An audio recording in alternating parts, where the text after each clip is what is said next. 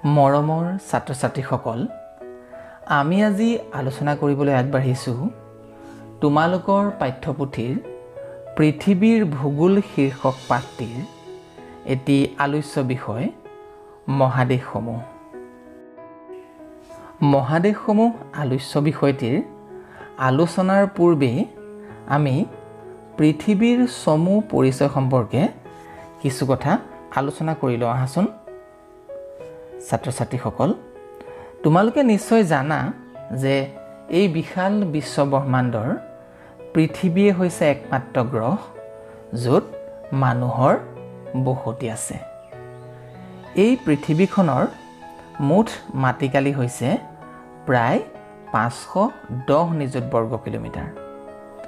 এই 510 নিযুত বৰ্গ কিলোমিটাৰ মাটিকালিৰে প্ৰায় 29% অৰ্থাৎ 149 নিযুত বৰ্গ কিলোমিটাৰ হৈছে স্থলভাগ আৰু বাকী 71% অৰ্থাৎ 361 নিযুত বৰ্গ কিলোমিটাৰ হৈছে জলভাগ। পৃথিৱীৰ এই স্থলভাগক এছিয়া, আফ্ৰিকা, ইউৰোপ, উত্তৰ আমেৰিকা, দক্ষিণ আমেৰিকা, অচেনিয়া আৰু এণ্টাৰ্কটিকা মহাদেশেৰে গঠিত। ঠিক একেদৰে পৃথিৱীৰ জলভাগ প্ৰশান্ত মহাসাগৰ, আটলান্টিক মহাসাগৰ, ভাৰত মহাসাগৰ, উত্তৰ আৰু দক্ষিণ মহাসাগৰেৰে গঠিত। ছাত্ৰ ছাত্ৰীসকল, তোমালোকে এটা কথা মন কৰিবা যে ঠাইভেদে পৃথিৱীৰ ভূ-প্ৰকৃতি, জলবায়ু, মাটি, উদ্ভিদ, জীৱ জন্তু আদিৰ বৈশিষ্ট্য বেলেগ বেলেগ, কিয়নো ঠাই অনুসৰি পৃথিৱীৰ প্ৰাকৃতিক পৰিৱেশৰ বিভিন্ন উপাদানৰ তাৰতম্য আছে আৰু সেয়ে পৃথিৱীৰ বিভিন্ন ঠাইৰ জনসংখ্যাৰ বিতৰণ আৰু মানুহৰ জীৱন ধাৰণ প্ৰণালীও বেলেগ বেলেগ হয়। ছাত্ৰ ছাত্ৰীসকল, আমি এইখিনিতে পৃথিৱীৰ মহাদেশসমূহৰ উৎপত্তি আৰু বিতৰণ সম্পৰ্কে কিছু কথা আলোচনা কৰিম। মহাদেশীয় বিস্থাপন বা সঞ্চাৰণ সূত্ৰ, যাক ইংৰাজীত কণ্টিনেণ্টেল ড্ৰিফ্ট থিয়ৰী বুলি কোৱা হয়, এই থিয়ৰী অনুসৰি আজিৰ পৰা প্ৰায় 300 নিযুত বছৰ পূৰ্বে পৃথিৱীখনৰ স্থলমণ্ডল একত্ৰিত হৈ আছিল আৰু ইয়াৰ চাৰিওফালে জলমণ্ডলে আগুৰি আছিল। পৃথিৱীৰ এই অৱস্থাত থকা স্থলমণ্ডলটোক পেনজিয়া আৰু পেনজিয়াৰ চাৰিওফালে আগুৰি থকা জলমণ্ডলটোক পান্থালাছা বোলা হৈছিল। কিন্তু কিছুকাল অতিক্ৰম কৰাৰ পিছত পেনজিয়াৰ প্ৰায় সোঁমাজেদি পূবা পশ্চিমাকৈ এটা ফাট মেলিছিল আৰু সেই ফাটটোৰ ফলত এখন দীঘল সাগৰৰ সৃষ্টি হৈছিল। এই সাগৰখনকে কোৱা হয় তেথিছ সাগৰ।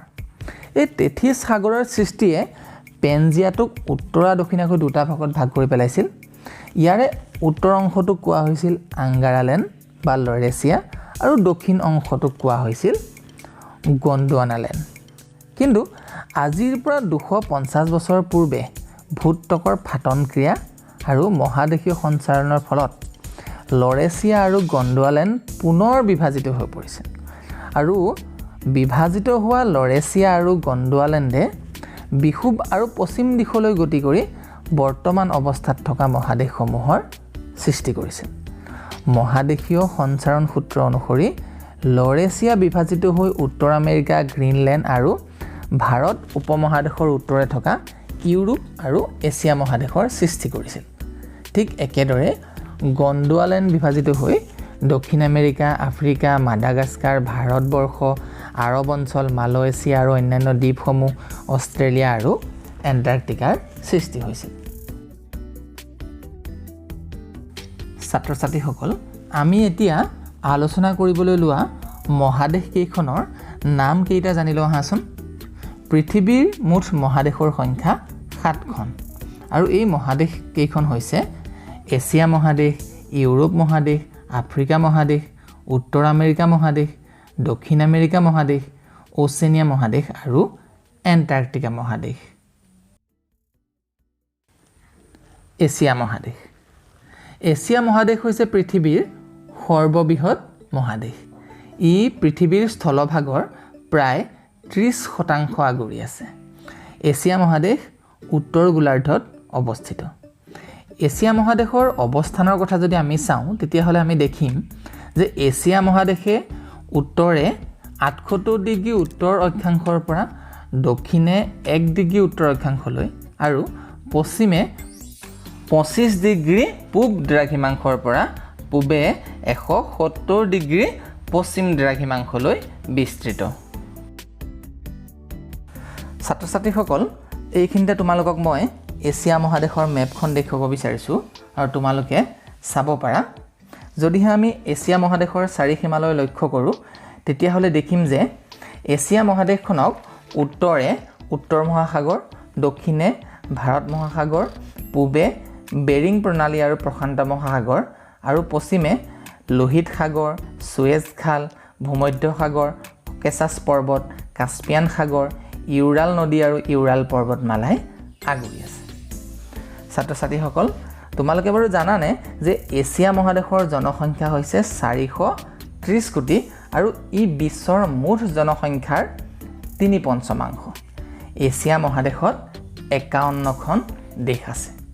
ইয়াৰ উপৰিও প্ৰশান্ত মহাসাগৰত অৱস্থিত Japan, Taiwan, Philippine, Java, Sumatra, Borneo আদি দ্বীপসমূহ আৰু ভাৰত মহাসাগৰত অৱস্থিত আন্দামান নিকোবৰ, শ্ৰীলংকা, লাক্ষাদ্বীপ, মালদ্বীপ, বাহৰেইন আদি এছিয়া মহাদেশৰ অন্তৰ্গত।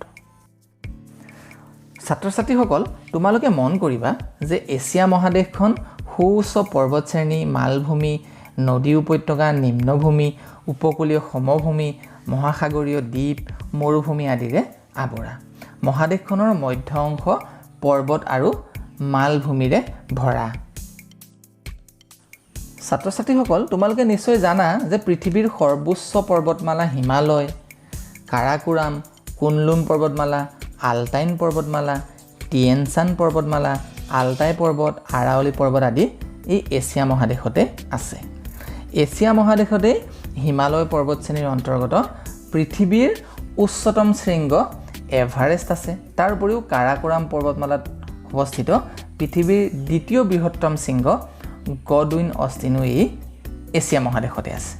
মালভূমিৰ ভিতৰত আকৌ তিব্বত মালভূমি, পৃথিৱীৰ উচ্চতম মালভূমি পামিৰ মালভূমি, চাইবেৰিয়া মালভূমি, মংগোলীয় মালভূমি, দাক্ষিণাত্য মালভূমি, আৰৱ মালভূমি, ইৰাণ মালভূমি আদিও এছিয়া মহাদেশতে আছে।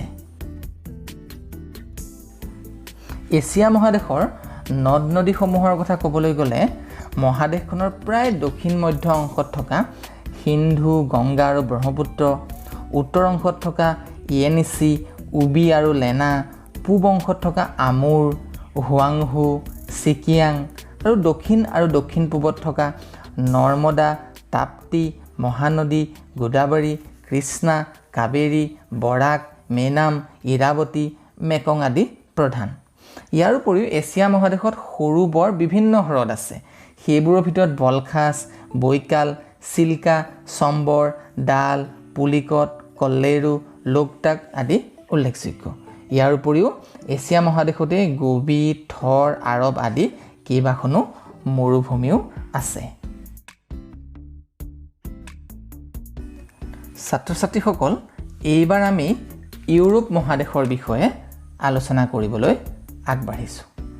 ইউৰোপ মহাদেশখন সম্পূৰ্ণভাৱে উত্তৰ গোলাৰ্ধত অৱস্থিত।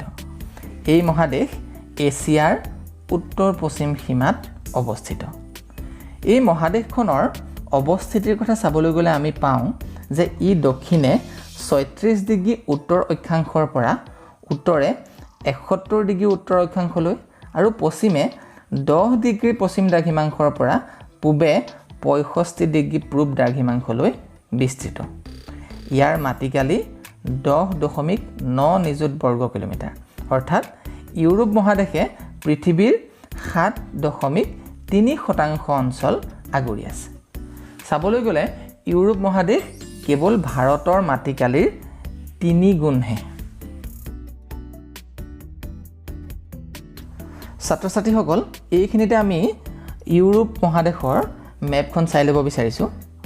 তোমালোকে মন কৰিলে দেখিবা যে ইউৰোপ মহাদেশৰ উত্তৰে উত্তৰ মহাসাগৰ, দক্ষিণে ভূমধ্য সাগৰ, কাস্পিয়ান সাগৰ আৰু কৃষ্ণ সাগৰ, পূবে এছিয়া মহাদেশ আৰু পশ্চিমে আটলান্টিক মহাসাগৰে আগুৰি আছে। অৰ্থাৎ ইউৰোপ মহাদেশখনক তিনি ফালৰ পৰা সাগৰ মহাসাগৰে বেৰি আছে।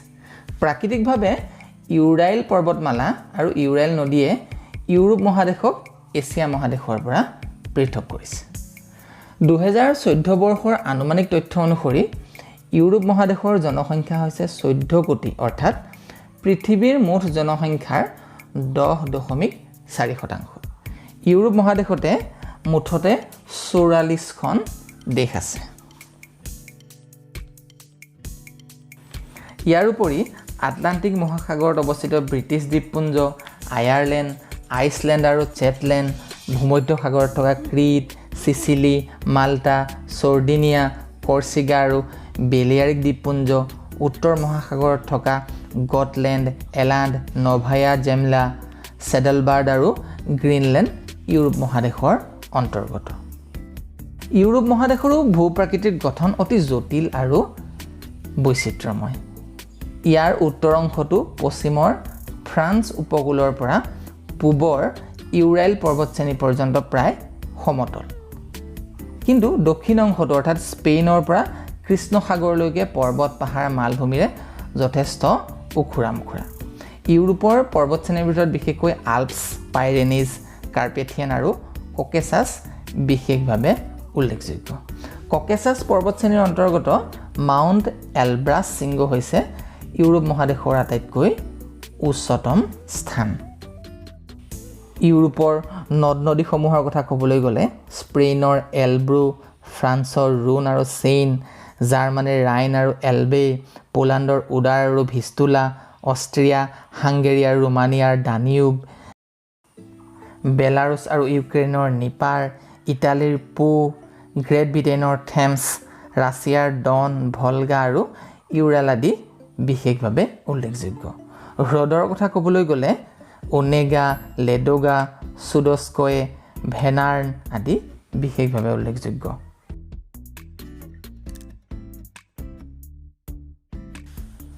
ছাত্ৰ ছাত্ৰীসকল, এইবাৰ আমি আফ্ৰিকা মহাদেশৰ বিষয়ে আলোচনা কৰিবলৈ আগবাঢ়িছোঁ। আফ্ৰিকা মহাদেশ হৈছে পৃথিৱীৰ দ্বিতীয় বৃহত্তম মহাদেশ। ইয়াৰ মাটিকালি হৈছে 30 নিযুত বৰ্গ কিলোমিটাৰ, অৰ্থাৎ আফ্ৰিকা মহাদেশে পৃথিৱীৰ মুঠ স্থলভাগৰ 20% আগুৰি আছে। মহাদেশখনৰ অৱস্থানলৈ যদি আমি চাওঁ তেতিয়াহ'লে দেখিম যে আফ্ৰিকা মহাদেশ উত্তৰে 37 ডিগ্ৰী উত্তৰ অক্ষাংশৰ পৰা দক্ষিণে 34 ডিগ্ৰী দক্ষিণ অক্ষাংশলৈ আৰু পূবে 51 ডিগ্ৰী পূব দ্ৰাঘিমাংশৰ পৰা পশ্চিমে 17 ডিগ্ৰী পশ্চিম দ্ৰাঘিমাংশলৈ বিস্তৃত।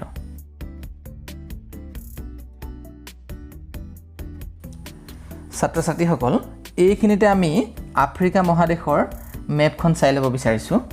তোমালোকে যদি মন কৰা দেখিবা যে আফ্ৰিকা মহাদেশৰ উত্তৰে ভূমধ্য মহাসাগৰ, দক্ষিণে দক্ষিণ মহাসাগৰ, পূবে ভাৰত মহাসাগৰ আৰু পশ্চিমে আটলান্টিক মহাসাগৰ আছে। 2014 বৰ্ষৰ আনুমানিক তথ্য অনুসৰি আফ্ৰিকা মহাদেশৰ জনসংখ্যা হৈছে 11 কোটি। আফ্ৰিকা মহাদেশত মুঠতে 53খন দেশ আছে। আফ্ৰিকা মহাদেশৰ ভূ-প্ৰাকৃতিক অৱস্থালৈ যদি আমি লক্ষ্য কৰোঁ তেতিয়াহ'লে দেখিম যে উপকূলৱৰ্তী ঠেক সমতল ভূমিৰ বাহিৰে মহাদেশখনৰ বেছি অংশ এখন বৃহৎ মালভূমি। আফ্ৰিকা মহাদেশত কোনো সুউচ্চ পৰ্বতশ্ৰেণী নাই। অৱশ্যে মহাদেশখনৰ অ'ত ত'ত সিঁচৰতি হৈ থকা সৰু সৰু উচ্চভূমিয়ে ইয়াৰ ভূ-প্ৰকৃতি ওখোৰা মোখোৰা কৰি ৰাখিছে। পূব প্ৰান্তত থকা কিলিমাঞ্জাৰো শৃংগই মহাদেশখনৰ উচ্চতম ঠাই। আফ্ৰিকা মহাদেশখনো নদ নদীৰে ভৰা। পৃথিৱীৰ বৃহত্তম নদী নীল নদীয়েই আফ্ৰিকা মহাদেশতেই অৱস্থিত। ইয়াৰ আন প্ৰধান উপনদীসমূহ হৈছে Congo, Niger, Zambezi, Orange, Limpopo, Volta, Senegal, চিবেউগু, লুৰিঅ', লুৱাংগুৱা, কেলেডন ইত্যাদি। ঠিক একেদৰে ইয়াত থকা হ্ৰদসমূহ হৈছে ভিক্টোৰিয়া, এলবাৰ্ট, টাংগানিকা, চাদ, ভোল্টা, ন্যাছা, কেবোৰাবাচ্চা, মালাবি, তুৰ্কানা, কিভু, কুচ্চৌ, এবে আদি উল্লেখযোগ্য। পৃথিৱীৰ বৃহত্তম মৰুভূমি ছাহাৰা মৰুভূমি এই আফ্ৰিকা মহাদেশতে আছে। ইয়াৰোপৰি কালাহাৰী আৰু নামিবিয়া মৰুভূমিও আফ্ৰিকা মহাদেশতেই আছে।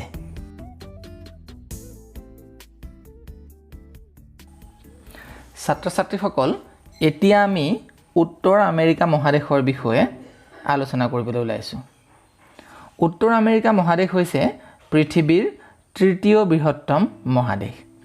ইয়াৰ মাটিকালি 24.3 নিযুত বৰ্গ কিলোমিটাৰ, অৰ্থাৎ পৃথিৱীৰ স্থলভাগৰ 16.3%। উত্তৰ আমেৰিকা মহাদেশ সম্পূৰ্ণৰূপে উত্তৰ গোলাৰ্ধত অৱস্থিত। আমি যদি উত্তৰ গোলাৰ্ধ মহাদেশৰ অৱস্থিতিৰ কথা চাবলৈ যাওঁ, তেনেহ'লে দেখিম যে এই মহাদেশ দক্ষিণে 7 ডিগ্ৰী উত্তৰ অক্ষাংশৰ পৰা উত্তৰে 83 ডিগ্ৰী উত্তৰ অক্ষাংশলৈ আৰু পূবে 50 ডিগ্ৰী পশ্চিম দ্ৰাঘিমাংশৰ পৰা পশ্চিমে 168 ডিগ্ৰী পশ্চিম দ্ৰাঘিমাংশলৈ বিস্তৃত। 2014 বৰ্ষৰ আনুমানিক তথ্য অনুসৰি উত্তৰ আমেৰিকা মহাদেশৰ জনসংখ্যা হৈছে 565 নিযুত।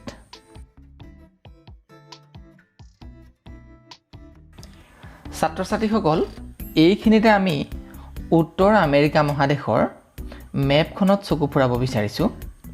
তোমালোকে যদি ভালকৈ মন কৰা তেনেহ'লে দেখিবা উত্তৰ আমেৰিকা মহাদেশৰ উত্তৰে উত্তৰ মহাসাগৰ, দক্ষিণে দক্ষিণ আমেৰিকা, মেক্সিকো উপসাগৰ আৰু প্ৰশান্ত মহাসাগৰ, পূবে আটলাণ্টিক মহাসাগৰ আৰু পশ্চিমে বেৰিং সাগৰ, বেৰিং প্ৰণালী আৰু প্ৰশান্ত মহাসাগৰ।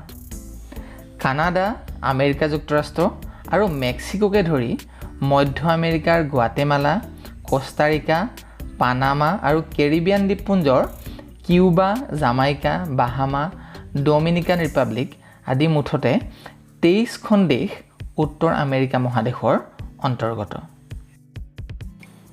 উত্তৰ আমেৰিকা মহাদেশখনো ভূ-প্ৰাকৃতিক গঠনৰ ফালৰ পৰা বৈচিত্ৰ্যময়। এই মহাদেশখনক প্ৰধানকৈ 4টা ভাগত ভাগ কৰিব পাৰি: ৰকি পাৰ্বত্য অঞ্চল, বিশাল উচ্চ সমভূমি অঞ্চল, আপেলেচিয়ান উচ্চভূমি অঞ্চল, উপকূলীয় নিম্ন সমভূমি অঞ্চল। মহাদেশৰ পশ্চিম অংশত আলাস্কাৰ পৰা মেক্সিকো পৰ্যন্ত উত্তৰা দক্ষিণাকৈ থকা সুউচ্চ পৰ্বতশ্ৰেণীৰে ৰকি পাৰ্বত্য অঞ্চল গঠিত। এই মহাদেশৰে উচ্চতম ঠাই হৈছে মেকিনলে শৃংগ আৰু নিম্নতম ঠাই হৈছে ডেথ ভেলী, যি ডেথ ভেলী সাগৰ পৃষ্ঠৰ পৰা 86 মিটাৰ তলত অৱস্থিত। উত্তৰ আমেৰিকা মহাদেশতো বহুতো নদ নদী আৰু সৰু বৰ হ্ৰদ আছে। নদীসমূহৰ ভিতৰত Missouri, Mississippi, Yukon, Mackenzie, Rio Grande, Red, Arkansas, Colorado, Columbia, Snake, Ohio, Tennessee, Hudson, Saint Lawrence আদি বিশেষভাৱে উল্লেখযোগ্য। আনহাতে মহাদেশখনৰ প্ৰধান হ্ৰদকেইটা হৈছে ছুপিৰিয়ৰ, হুৰুন, মিচিগান, এৰি, অণ্টেৰিঅ', গ্ৰেট বিয়াৰ, গ্ৰেট স্লেভ, উইনিপেগ আৰু গ্ৰেট চল্ট। মহাদেশখনৰ দক্ষিণ পশ্চিম অংশত কলোৰাডো নামৰ এখন মৰুভূমি সদৃশ অঞ্চলো আছে। ছাত্ৰ ছাত্ৰীসকল, এইবাৰ আমি আলোচনা কৰিবলৈ আগবাঢ়িছোঁ দক্ষিণ আমেৰিকা মহাদেশৰ বিষয়ে। দক্ষিণ আমেৰিকা মহাদেশখন দেখিবলৈ প্ৰায় উভতা ত্ৰিভুজাকৃতিৰ। ইয়াৰ মাটিকালি প্ৰায় 18 নিযুত বৰ্গ কিলোমিটাৰ, অৰ্থাৎ পৃথিৱীৰ মুঠ স্থলভাগৰ 11.9% আগুৰি আছে দক্ষিণ আমেৰিকা মহাদেশে। উত্তৰ আমেৰিকা মহাদেশৰ ঠিক দক্ষিণত এই দক্ষিণ আমেৰিকা মহাদেশখন অৱস্থিত। অৱস্থিতিৰ ফালৰ পৰা যদি আমি চাবলৈ যাওঁ তেনেহ'লে দেখিম যে এই মহাদেশ উত্তৰে 12 ডিগ্ৰী উত্তৰ অক্ষাংশৰ পৰা দক্ষিণে 55 ডিগ্ৰী দক্ষিণ অক্ষাংশলৈ আৰু পূবে 35 ডিগ্ৰী পশ্চিম অক্ষাংশৰ পৰা পশ্চিমে 81 ডিগ্ৰী পশ্চিম দ্ৰাঘিমাংশলৈ বিস্তৃত। দক্ষিণ আমেৰিকা মহাদেশত মুঠতে 12খন দেশ আছে আৰু ইয়াৰ মূল দেশকেইখন হৈছে ব্ৰাজিল, কলম্বিয়া, ভেনিজুৱেলা, ইকুৱেডৰ, পেৰু, বলিভিয়া, আৰ্জেণ্টিনা, চিলি আদি। 2014 বৰ্ষৰ আনুমানিক তথ্য অনুসৰি দক্ষিণ আমেৰিকা মহাদেশৰ মুঠ জনসংখ্যা হৈছে 407 নিযুত। ছাত্ৰ-ছাত্ৰীসকল, এইখিনিতে আমি দক্ষিণ আমেৰিকা মহাদেশৰ মেপখনত চকু ফুৰাব বিচাৰিছোঁ। তোমালোকে ভালকৈ মন কৰিলে দেখিবা যে দক্ষিণ আমেৰিকা মহাদেশৰ উত্তৰে উত্তৰ আমেৰিকা আৰু কেৰিবিয়ান সাগৰ, দক্ষিণে দক্ষিণ মহাসাগৰ, পূবে আটলান্টিক মহাসাগৰ আৰু পশ্চিমে প্ৰশান্ত মহাসাগৰে আগুৰি আছে। দক্ষিণ আমেৰিকা মহাদেশৰো ভূ-প্ৰকৃতি বৈচিত্ৰ্যপূৰ্ণ। ইয়াতো উচ্চ পাৰ্বত্যভূমি, নদী গঠিত সমভূমি, মালভূমি, উপকূলীয় সমভূমি, দ্বীপ, মৰুভূমি আদি প্ৰায় সকলোবোৰ ভূ-অৱয়বে আছে। দক্ষিণ আমেৰিকাৰ পশ্চিম অংশত উত্তৰা দক্ষিণাকৈ পানামা যোজকৰ পৰা হৰ্ণ অন্তৰীপলৈকে সুউচ্চ এণ্ডিজ পৰ্বতমালাই আৱৰি আছে। উল্লেখযোগ্য যে এই এণ্ডিজ পৰ্বতমালাই হৈছে পৃথিৱীৰ দীৰ্ঘতম পৰ্বতশ্ৰেণী। উচ্চতাৰ ফালৰ পৰাও এণ্ডিজ পৰ্বতমালাৰ স্থান হিমালয় পৰ্বতমালাৰ ঠিক পিছতে। এই এণ্ডিজ পৰ্বতমালাৰ উচ্চতম শৃংগটো হৈছে একানকাগুৱা। মহাদেশখনৰ মধ্য-পূব অংশত বিস্তীৰ্ণ ব্ৰাজিলিয়ান মালভূমি অৱস্থিত। আনহাতে এণ্ডিজ পৰ্বতমালাৰ কাষৰীয়া অঞ্চলৰ উত্তৰ অংশত ইকুৱেডৰ মালভূমি আৰু দক্ষিণ অংশত পাৰানা পেণ্টাগনিয়া মালভূমি আছে। দক্ষিণ আমেৰিকা মহাদেশৰ নদীসমূহৰ কথা ক'বলৈ গ'লে আমি অৰিনিকো, আমাজন, পাৰানা, পাৰাগুৱে, উৰুগুৱে আদি নদীৰ কথাই উল্লেখ কৰিব লাগিব। এই নদীকেইখনে প্ৰায় সমগ্ৰ মহাদেশতে বিস্তৃত সমভূমিৰ সৃষ্টি কৰিছে। ছাত্ৰ-ছাত্ৰীসকল, তোমালোকে এটা কথা মনত ৰাখিবা যে পৃথিৱীৰ উচ্চতম স্থানত অৱস্থিত বৃহৎ হ্ৰদ টিটিকাকাও এই দক্ষিণ আমেৰিকা মহাদেশতেই আছে। এণ্ডিজ পৰ্বতমালাৰ একেবাৰে বৃষ্টিহীন অংশত আটাকামা নামৰ এখন উষ্ণ মৰুভূমি আৰু পাটাগনিয়া নামৰ এখন নাতিশীতোষ্ণ মৰুভূমিও আছে। ছাত্ৰ-ছাত্ৰীসকল, এইবাৰ আমি ওচেনিয়া মহাদেশৰ বিষয়ে আলোচনা কৰিবলৈ আগবাঢ়িছোঁ। ওচেনিয়া এছিয়া মহাদেশৰ দক্ষিণে সম্পূৰ্ণভাৱে পৃথিৱীৰ দক্ষিণ গোলাৰ্ধত অৱস্থিত। ওচেনিয়াৰ মাটিকালি হৈছে 8 নিযুত বৰ্গ কিলোমিটাৰ, অৰ্থাৎ পৃথিৱীৰ মুঠ স্থলভাগৰ 5.4%। এই মহাদেশৰ অৱস্থিতিলৈ লক্ষ্য কৰিলে আমি দেখোঁ যে এই মহাদেশখন উত্তৰে 0 ডিগ্ৰী নিৰক্ষীয় ৰেখাৰ পৰা দক্ষিণে 48 ডিগ্ৰী দক্ষিণ অক্ষাংশলৈ আৰু পূবে প্ৰায় 180 ডিগ্ৰী দ্ৰাঘিমা ৰেখাৰ পৰা পশ্চিমে 113 ডিগ্ৰী পূব দ্ৰাঘিমাংশলৈ বিস্তৃত। অষ্ট্ৰেলিয়া আৰু নিউজিলেণ্ডকে ধৰি ওচেনিয়া মহাদেশত মুঠতে 14খন দেশ আছে। 2014 বৰ্ষৰ আনুমানিক তথ্য অনুসৰি ওচেনিয়া মহাদেশৰ মুঠ জনসংখ্যা হৈছে প্ৰায় 38 নিযুত।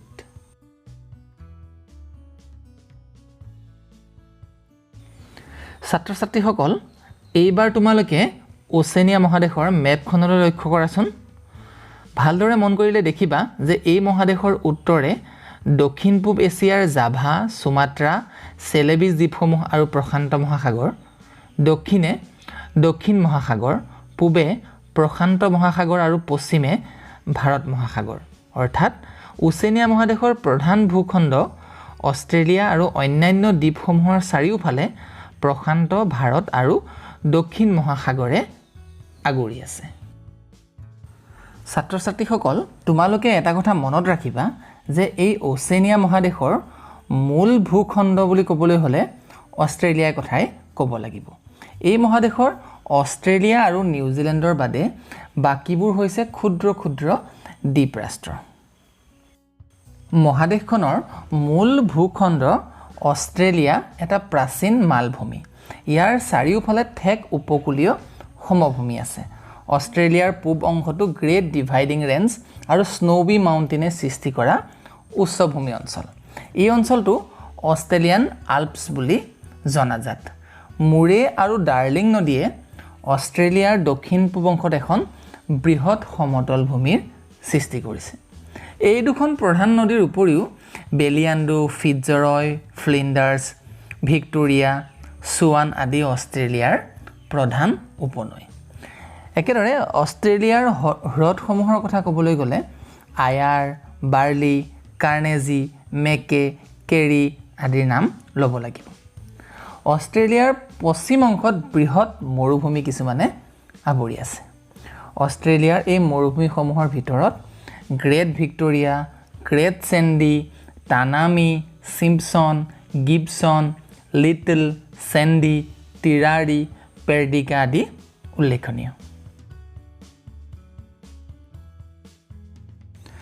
ছাত্ৰ ছাত্ৰীসকল এইবাৰ আমি এণ্টাৰ্কটিকা মহাদেশৰ বিষয়ে আলোচনা কৰিবলৈ লৈছোঁ কুমেৰু অৰ্থাৎ দক্ষিণ মেৰুত এই এণ্টাৰ্কটিকা মহাদেশ অৱস্থিত এই মহাদেশৰ চাৰিওফালে দক্ষিণ মহাসাগৰে আগুৰি আছে এণ্টাৰ্কটিকা মহাদেশ পৃথিৱীৰ আটাইতকৈ দক্ষিণত অৱস্থিত হোৱাৰ বাবে ই পৃথিৱীৰ আটাইতকৈ শীতলতম আৰু শুকান মহাদেশ ইয়াৰ গড় উচ্চতা আৰু বায়ু প্ৰবাহৰ গতিবেগ আন মহাদেশবোৰৰ ভিতৰত সৰ্বাধিক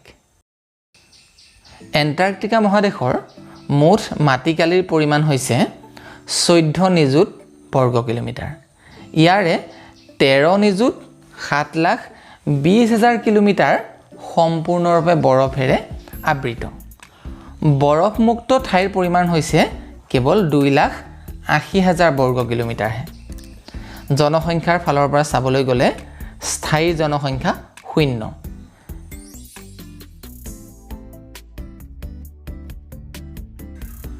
এণ্টাৰ্কটিকাক বৰফৰ মৰুভূমি হিচাপে বিবেচনা কৰা হয় কাৰণ ইয়াত বাৰ্ষিক বৃষ্টিপাত মাত্ৰ 2ৰ পৰা 0 মিলিমিটাৰহে এয়া কেৱল উপকূলৰহে পৰিমাণ ভিতৰৰ পৰিমাণ ইয়াতকৈও কম এণ্টাৰ্কটিকাত স্থায়ীভাৱে মানুহ বাস নকৰে মহাদেশখনৰ বিভিন্ন স্থানত থকা গৱেষণা ষ্টেচনসমূহত 1,000ৰ পৰা 5,000 মানুহ বছৰৰ বিভিন্ন সময়ত অৱস্থান কৰে